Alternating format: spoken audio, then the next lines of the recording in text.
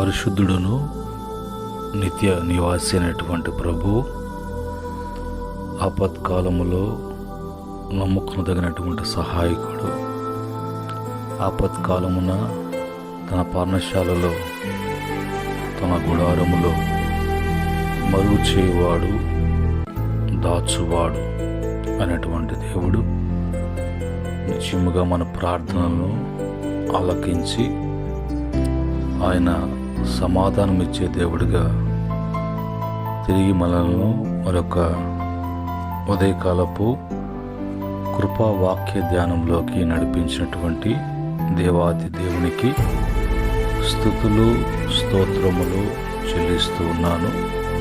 అలాగనే ప్రతిరోజు ఉదయకాలమందు మరి జరుగుతున్నటువంటి కృపా వాక్యదాన పరిచర్యలో పాల్గొంటున్న బిడ్డలు వాక్యాన్ని వింటూ ఆ ప్రకారం నడుచుకోవటానికి ప్రయత్నిస్తున్నటువంటి బిడ్డలకు ప్రభు పేరిట వందనాలు, ప్రభు పేరిట శుభములు తెలియచేస్తూ ఉన్నాను. ప్రియమైన దేవుని బిడ్డలారా, తిరిగి ప్రభు మరొక దినములో ఆయన తన కృపా వాక్యాన్ని ధ్యానం చేయటానికి మనకిచ్చినటువంటి వాక్యాన్ని చదువుకొని అది మనము ఆయన సన్నిధిలో ధ్యానం చేద్దాం. కీర్తన 27వ కీర్తన 4-5 చరణాలను మనం చదువుకొని ప్రార్థనాపూర్వకంగా మనం ధ్యానం చేద్దాం. కీర్తన 27వ కీర్తన 4-5 చరణాలు నేను చదువుతున్నాను. యెహోవా యొద్ద ఒక వరం అడిగి తిని దాన్ని నేను వెతుకుచున్నాను. యెహోవా ప్రసన్నతను చూచుటకును ఆయన ఆలయములో ధ్యానించుటకును నా జీవిత కాలమంతయు నేను యెహోవా మందిరములో నివసింపగోరుచున్నాను. ఆపత్కాలమున ఆయన తన పర్ణశాలలో నన్ను దాచును, తన గుడారపు మాటున నన్ను దాచును. కృపగల తండ్రి పరిశుద్ధుడా, మీకు వందనాలు. ఈ సమయంలో దాసును మరుగుపరిచి మా అందరితో కూడా మీరు మాట్లాడమని యేసుక్రీస్తు నామములో అడిగి వేడుకుంటున్నాము తండ్రి, ఆమేన్. ప్రియమైన దేవుని బిడ్డలారా, ఈ సమయంలో దేవుని వాక్యాన్ని చదువుకున్నాం. మరి భక్తుడైనటువంటి దావీదు గురించి మనం ఆలోచన చేసినప్పుడు అతను మరి అనేకమైనటువంటి గొప్ప గొప్ప కార్యాలు అతని ద్వారా ప్రభు జరిగించారు. గొప్ప యుద్ధాలను చేశాడు. నలుమూలల తన బిడలకు మరి అన్ని విధాలుగా మేలు జరగటానికి, మంచి జరగటానికి, తన ప్రజలను ఏలుటకు, పరిపాలించుటకు ఒక మరి మేకలను కాసుకుంటున్నటువంటి దావీదుని తీసుకుని వచ్చి సింహాసనం మీద రాజుగా అతని స్థిరపరిచి, అతనే కాదు అతని యొక్క వంశవలిలో ప్రతి ఒక్కరు కూడా సింహాసనం మీద కూర్చుండబెడతాను, అదే నీ వంశవలిలో ఈ లోకానికి నేను వచ్చి మానవులకు రక్షణ కలుగు చేస్తానని ప్రభు దావీదుతో మరి ప్రమాణం చేసినటువంటి దేవుడిగా ఉన్నాడు. ఇంత గొప్ప కార్యాలు మరి దావీదు తన ఎన్నికైన జీవితాన్ని ప్రభు ఎంతగా ఆస్వాదించాడు. వీటన్నిటికీ ఏంటి కారణము అన్నప్పుడు దావీదులో ఒక మంచి లక్షణం ఏంటంటే దేవుని యొక్క మరి సన్నిధిని ఎప్పుడు కూడా కోరుకుంటూ ఉంటాడు. దేవుని సన్నిధికి వచ్చినటువంటి దావీదు దేవుని సన్నిధిలో అతను ఎప్పుడు కూడా ఆయన దేవుని యొక్క ప్రసన్నతను చూడటకును, దేవుడు తనకై చేసినటువంటి కార్యాలు, చేయబోతున్న కార్యాల విషయంలో ఆయన వాక్యాన్ని బట్టి ధ్యానం చేస్తూ ఎక్కువగా మరి అతను ఒక మాట అంటాడు, నా జీవితకాలం అంతా కూడా నేను దేవుని యొక్క మందిరములోనే నివాసము చేయాలనుకుంటున్నాను అని అంటాడు. మొత్తానికి మరి దేవుణ్ణి ఏమడిగినా కూడా దావీదు విషయంలో లేదు కాదు అనకుండా ప్రభు దయచేస్తూ వచ్చారు. అయితే తిరిగి మళ్ళీ దావీదు దేవుని కోరినది, దావీదు దేవుని కోరుకుంటూ ఉన్నది, దావీదు హృదయంలో ఉన్నటువంటి ఆశ ఏంటి అంటే దేవుని యొక్క సన్నిధి. దేవుని యొక్క సన్నిధి, దేవుని యొక్క సన్నిధి కష్టాలు వచ్చినప్పుడే, బాధలు వచ్చినప్పుడే అనే ఆ టైంలోనే దేవుని సన్నిధి అంటే కాదు, నా జీవిత కాలం అంతా కూడా అని అంటాడు. అంటే అవకాశము దొరికిన కొలది మరి ఎక్కువగా టైము దేవునితో, దేవుని సన్నిధిలో గడపటానికి అతను ఇష్టపడ్డాడు. అదే నాకు వరముగా ప్రసాదించు ప్రభువా అని అంటాడు. దేవుని సన్నిధికి వచ్చినప్పుడు దేవుని సన్నిధిలో అతను ఏదైతే మరి ప్రభుని అడుగుతున్నాడో, ప్రభుని ఏదైతే వేడుకుంటూ ఉన్నాడో, ఏది కావాలని అనుకుంటున్నాడో వాటిని దేవుని సన్నిధికి వచ్చి దేవుని సన్నిధిలో కూర్చొని ధ్యానపూర్వకంగా అతని ప్రసన్నతను చూస్తూ అనుభవిస్తూ ఉండాలి అనేది తన జీవిత కాలం అంతా కూడా ఆ విధంగా జరగాలి అని కోరుకున్నాడు. కనుకనే దావీదుకు నలుమూలల అనేక మంది శత్రువులు బయలుదేరిన, తన కుటుంబంలోనే శత్రుత్వం పుట్టిన దావీదు అంటాడు, ఆపద అనేది నాకు కలిగినప్పుడు తన పర్ణశాలలో ఆయన నన్ను దాచుతున్నాడు, తన గుడారపు మాటున నన్ను దాచుచున్నాడు. ఈ పర్ణశాల గుడారము దేవుని యొక్క మందిరము.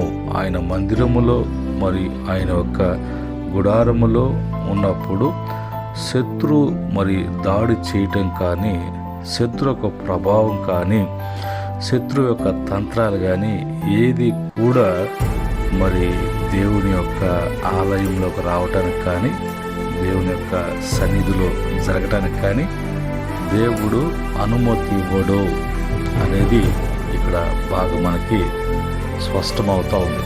కనుక ఈ మాటను బట్టి ప్రియమైన దేవుని బిడ్డలారా, మరి మనము కూడా మన జీవితాలలో ప్రతి అణువణువున మనకు పోరాటాలు ఉంటాయి, మనకు ఆపదలు అనేవి పొంచి ఉంటాయి, అపవాదైనటువంటి సాతాను వలన. అయినప్పటికీ కూడా మనము కోరుకోవాల్సి ఉన్నది, మనము నిలిచి ఉండవలసినది ఎప్పుడు కూడా మన యొక్క ఉండవలసిన స్థలం ఏంటో అనేది మర్చిపోకుండా మనము ఆ విధముగా మనము ఉన్నప్పుడు, ఆ విధంగా నిలిచి ఉన్నప్పుడు, ఆ విధంగా కోరుకొని ఆయన సన్నిధిని మరి ఇష్టపడినప్పుడు దేవుడు తప్పక తన బిడ్డలను ఆయన దాచువాడైనటువంటి దేవుడిగా ఉన్నాడు, మరుగు చేయనటువంటి దేవుడిగా ఉన్నాడు. ఆయన దాచినప్పుడు, మరుగు చేసినప్పుడు వాడు ఎలాంటి వాడైనా కూడా మరి కనుక్కోవటము, దగ్గరికి రావటము, ముట్టటము అనేది వాడికి ఏమాత్రం కూడా సాధ్యపడేటువంటి విషయం కాదు. కనుకనే ఫైనల్గా అంటాడు, మరి ఆశ్రయ దుర్గం మీద ఆయన నన్ను మరి ఎక్కించును అని అంటాడు.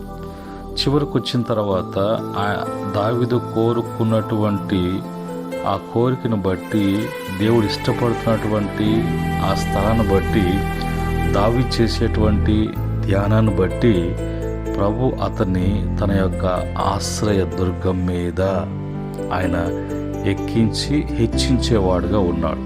కనుక ఈరోజు మరి ఉదయకాలమందు ప్రభు కృపా వాక్య ధ్యానములో మనము కూడా ఎలాగా ఉండాలి, ఏమి కోరుకోవాలి, ఎక్కడ నిలిచి ఉండాలి, ఏది వెతకాలి అన్నది మనం తెలుసుకున్నప్పుడు మనం నిశ్చయముగా దేవునిచే భద్రపరచబడినటువంటి వారముగా, దేవునిచే దాచబడినటువంటి వారముగా, దేవునిచే మరుగు చేయనటువంటి వారంగా మనం వర్ధిల్లుతూ ఉంటాం.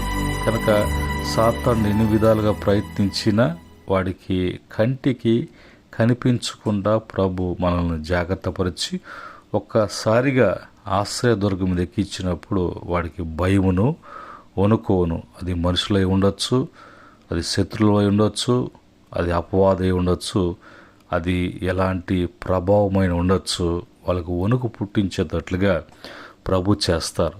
అందుకని యోబు జీవితంలో ఎన్ని ప్రయత్నాలు చేసినా కూడా యోబు వేకువనే దేవుని యొక్క సన్నిధిని కోరుకొని దేవుని యొక్క సన్నిధిలో ఉండేవాడు కాబట్టి యోబుకి వేసినటువంటి కంచెను బట్టి సాతానుడు యోబును చూడలేకపోయాడు.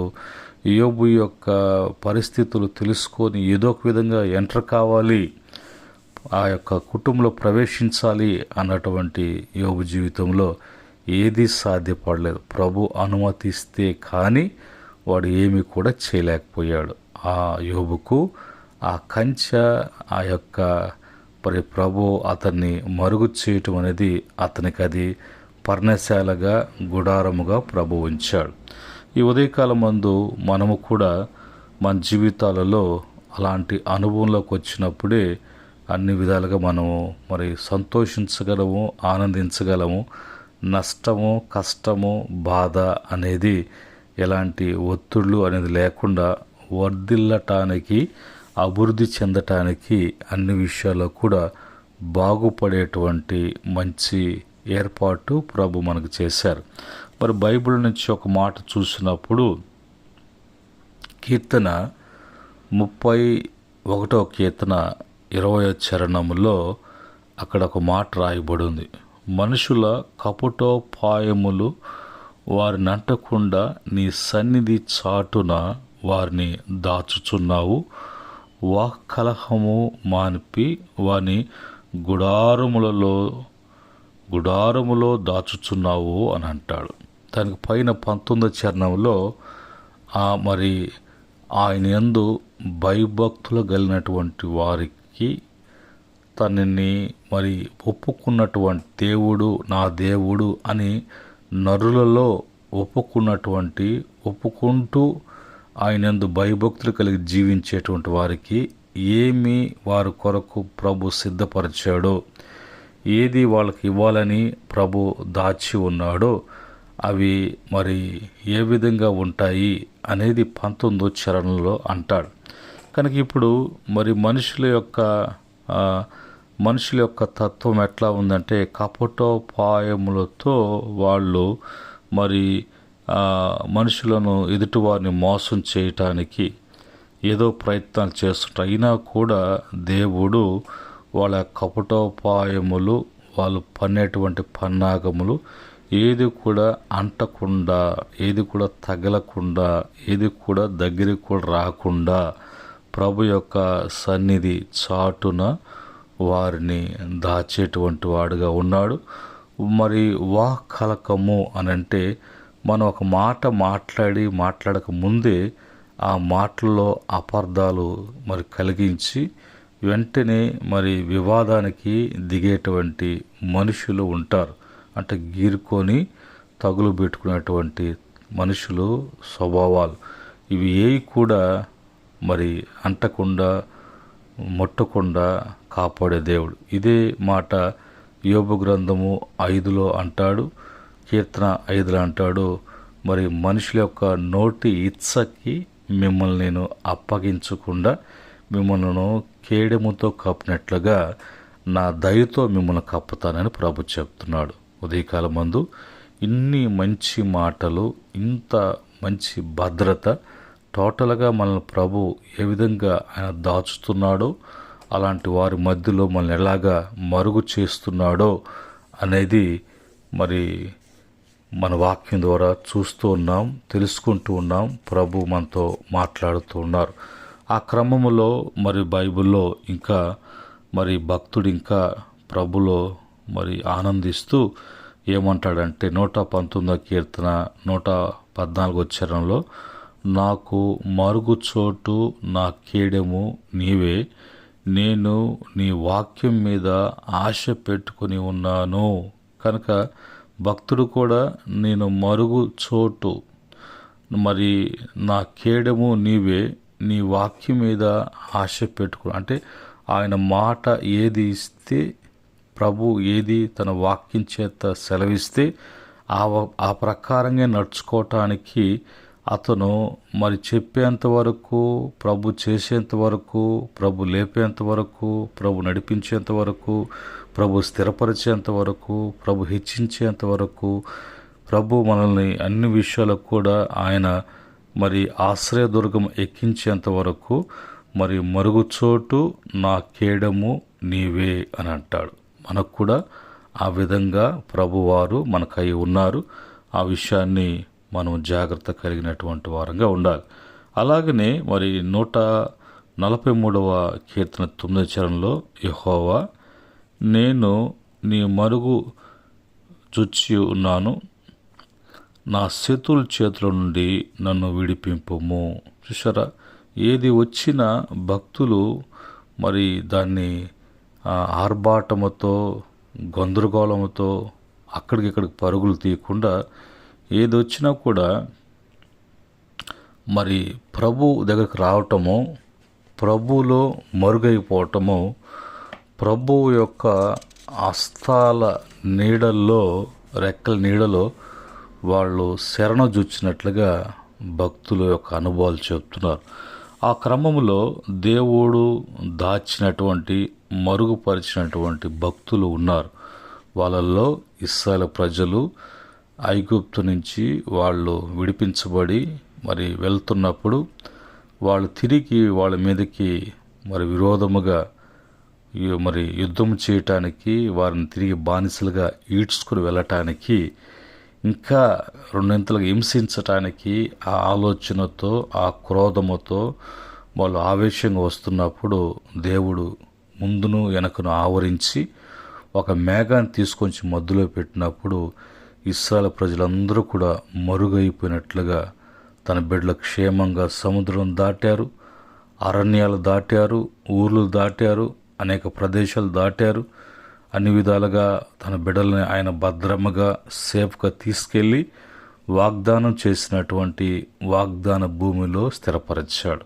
అలాగనే పరమ కానానికి ప్రయాణం కానున్నటువంటి, ప్రయాణంలో ఉన్నటువంటి మన జీవితాలకు కూడా అలాంటి అనుభవాలు. అలాగా ఇశ్రాయేలు ప్రజల్ని మరి ప్రభు అంత సేఫ్ చేశాడు అని అంటే అక్కడ నాయకుడు మోషే ఉన్నారు. కనుక ఎప్పుడైనా కూడా విశ్వాసి అన్నప్పుడు, భక్తుడు అన్నప్పుడు ప్రభువుని మీద ఆధారపడే బిడ్డలకు దేవుడు మరి వారికే ఇచ్చినటువంటి సేవకుడు ఉంటాడు. ఆ సేవకుడు ఫుల్ టైం సేవకుడై ఉంటాడు. ఆ సేవకుడు దేవునిచే నడిపించబడేటువంటి సేవకుడిగా ఉంటాడు. అలాంటి సేవకుని సహవాసం, నాయకత్వంలో నడిపించబడుతూ ఉన్నప్పుడు ప్రతి మెలకువ అనేది తెలియచేయబడుతూ ఉంటుంది, భద్రము చేయబడుతూ ఉంటుంది. ఇది క్రమం. ఈ క్రమంలో యేసేబును దేవుడు అన్ల విషయంలో, మరి ఫరో భార్య విషయంలో ఆయన తనను మరి ఏ విధంగా మరుగు చేశాడో, దావీదును ఎలాగ మరుగు చేశాడో, దానియేలు మీద మరి బబులోను సామ్రాజ్యం అంతా ఒకటైనప్పుడు ఆయన సింహాల గృహలో ఏ విధంగా మరుగు చేశాడు, నోవాహును ఆ తరములో రక్షించడానికి పడవలో ఏ విధంగా మరుగు చేశాడో, యోనాను తిరిగి తన జీవితాన్ని తెలుసుకొని, తప్పిదం తెలుసుకొని ప్రభు పాదాల యొద్దకు రావటానికి ఎంతగా పరుగులు తీశాడో అంతగా తిరిగి ప్రభు యొక్క యొద్దకు వచ్చి మరుగు కావటానికి దేవుడు యోనాను దుష్టుని చేతులు తప్పించడానికి మరి ప్రభు అక్కడ చేపను వాడుకున్నాడు. అలాగనే మరి మోషే భక్తును కూడా దేవుడు అన్ని విధాలుగా మరుగు చేసి మరి తన మరి సేవ కొరకే వాడుకున్నాడు. ఇది మరి ఉదయకాలమందు కృపా వాక్య ధ్యానంలో మరి మనల్ని దాచువాడు, మనలను మరుగు చేసే దేవుడు. అయితే మనం అలా చేయాలంటే ఏమి కోరుకోవాలి, ఎక్కడ ఉండాలి, మన జీవితకాలం అంతా ఉండవలసిన స్థలం ఏంటి, మనం మరి ఏమి ప్రభుని అడుగుతున్నాం, ఎక్కడికి వెళ్తున్నాం, ఏమి కావాలనుకుంటున్నాం, అవన్నీ కూడా ప్రభు మహిమార్థమై మనకు మేలుకరంగా, ఆశీర్వాదకరంగా ఉండటానికే ప్రభు చేస్తారు. కానీ ఆయన ఎప్పుడు కూడా తన బిడలకు ఏది కాదు లేదు అని ప్రభు అనరు. అయితే మనం ఆయన సన్నిధిని కోరుకుందాం.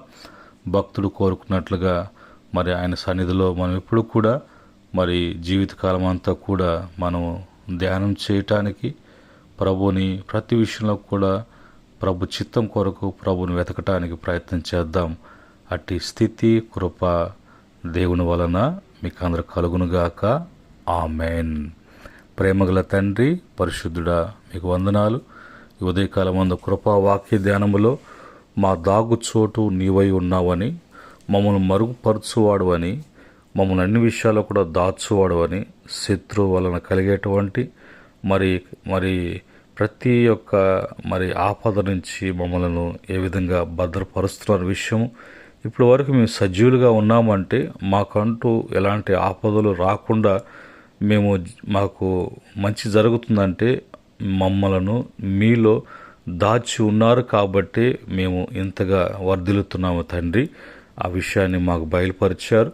ఈ మాటలు వింటున్న బిడ్డల జీవితాల్లో వాళ్ళు తెలుసుకొని నీ సన్నిధిని కోరుకున్నట్లుగా ఆ విధంగా వాళ్ళు భద్రపరచబడినట్లుగా సాయం చేయమని, ఈ దిన ప్రయాణంలో ప్రయత్నం బిడ్డలకు తోడుకొండమని, ఈ దిన సేవలో కూడా ప్రభు మీరు జరిగించమని యేసుక్రీస్తు నామములో అడిగి వేడుకుంటున్నాము తండ్రి. ఆమేన్. పరమ తండ్రి ప్రేమ, రక్షకుడైనటువంటి యేసుక్రీస్తు కృప, పరిశుద్ధాత్మ యొక్క సహవాసం ఈ యొక్క మాటలు వింటూ ఆ విధంగా బలపడుతున్న బిడ్డలకును సకల పరిశుద్ధులకును ఆయన దాసులకును సదా తోడై నడిపించునుగాక. ఆమేన్. దేవుడు మిమ్ములను మీ కుటుంబాలను అన్ని విషయాల్లో దీవించి ఆస్వాదించి వృద్ధిపరచునుగాక.